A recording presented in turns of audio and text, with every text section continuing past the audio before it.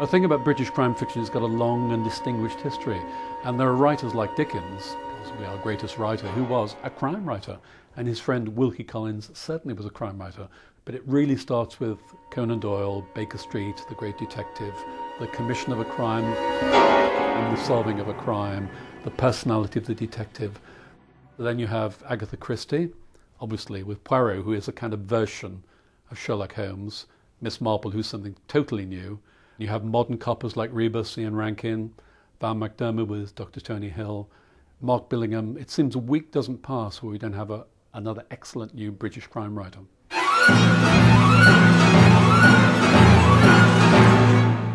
The core ingredients are the initial mystery, and the mystery has to be like a kind of force of chaos in which everything is changed, everything is disordered. So the detective appears and brings order out of that chaos.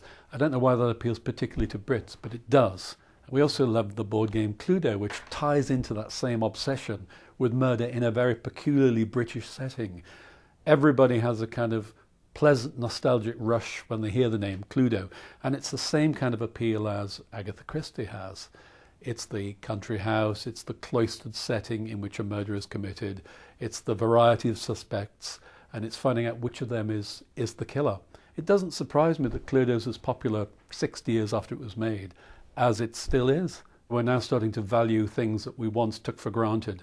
We now think, that's good, that's British, and that's good, and we value that. The future for crime writing in this country is very healthy at the moment, incredibly healthy. There isn't a bookshop which isn't selling more crime fiction as a popular genre than any other. There's probably 3 elements that you need to bear in mind when you're writing a crime novel these days. To a large degree, it has to be original, because there is a hell of a lot of product out there, so it has to be different in some way, so it can establish itself as it can cut out from the herd, if you like. It needs an element of elegance in the writing, good writing, because quite a lot of crime fiction, including the world's best-selling crime and thriller writer, is not well written. So it's going to help you if you can be a good writer as well. And essentially, above all else, readability. You need that narrative to grab the reader by the throat, and they will carry on till the end of the book.